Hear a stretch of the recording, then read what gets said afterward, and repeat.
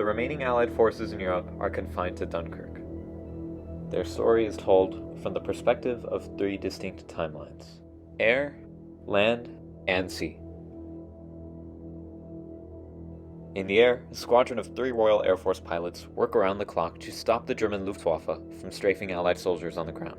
On the ground, the focus is on a young British infantry soldier trying to escape across the English Channel alongside his other British comrades. On the sea, a civilian sailor, his son, and another young man with them venture across the channel to rescue the stranded thousands at Dunkirk.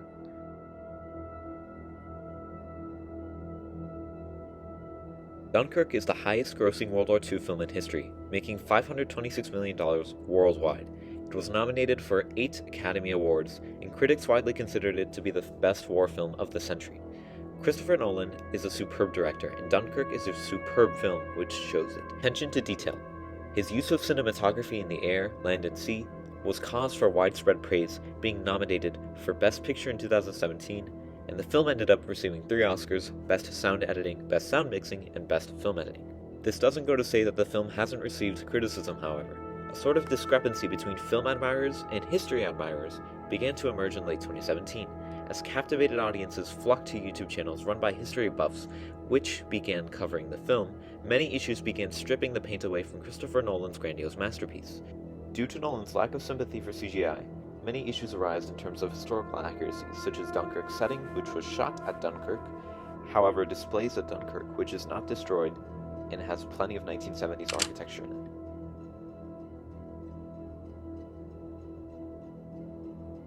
And with that, cue the scene.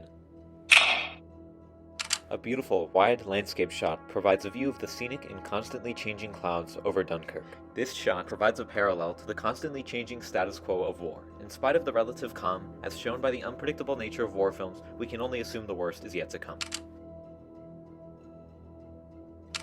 A cut to the close-up shot of the Spitfire's interior introduces its pilot, named Farrier. Close-up allows the audience to infer what Farrier is thinking and feeling, in spite of only his eyes being visible.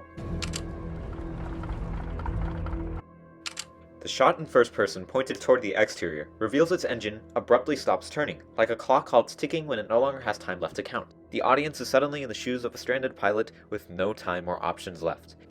He is essentially flying a plane with no wings. This perfectly captures the great deal of desperation at Dunkirk. And with that, 2 of the distinct timelines mentioned earlier in the film now converge. These intersect at moments of heightened desperation or tension, and finally at the film's climax. Another cut takes us to the mole just beyond the beach. A medium close-up shot creates a shallow focus on the commander.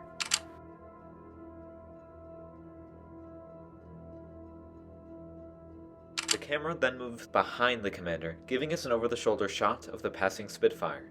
Though usually used in interviews, over-the-shoulder shots can indicate a connection between 2 parties, or perhaps reveal the expanse of the Spitfire's size.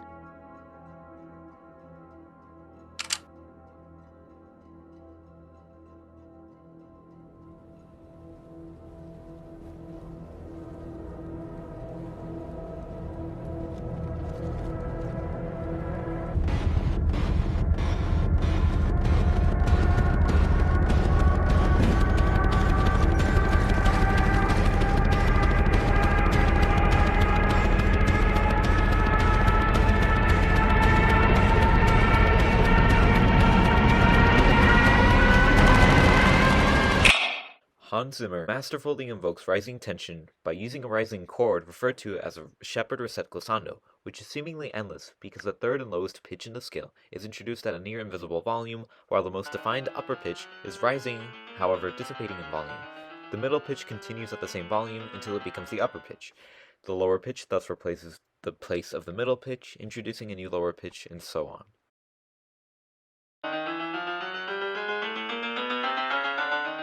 Gradually zooming the camera into the commander while switching between over-the-shoulder and close-up shots, and as the Stuka gets louder and its siren closer, the audience itself becomes transported to a world 82 years ago. Add this soundtrack onto an electronic siren, which is inside of a 55-gallon drum, and the tension becomes cuttable with a knife. This is a perfect blend between diegetic and non-diegetic sound.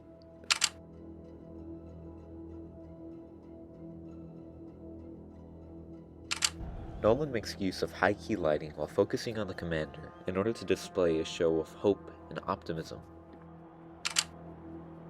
We now move on to the ambiguous collective of German soldiers and pilots which lack any tangibility. You cannot interact, and you do not see them, you do not see their face or their name. The only time we see German soldiers is at the conclusion of the film, and even then their faces are blurred. This is because of our fear of the unknown, our constant curiosity as humans, and the idea of an invisible enemy is more scary than an enemy that you also realize is equally human. There's no sense or philosophy or mercy shown by the Germans here. This also reflects the lack of character development for the Allies as well.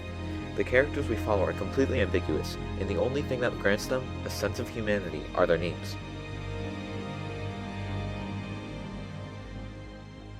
This is because the only thing that makes these characters special is their survival. This is the theme of the movie. Their only purpose here is to survive, and the Germans' purpose is the opposite, to prevent their survival. When 400,000 men couldn't get home, home came to them. Survival, sacrifice, and above all, hope. Hope in the most desperate hour and hopeless. A pint of sweat can save a gallon of blood.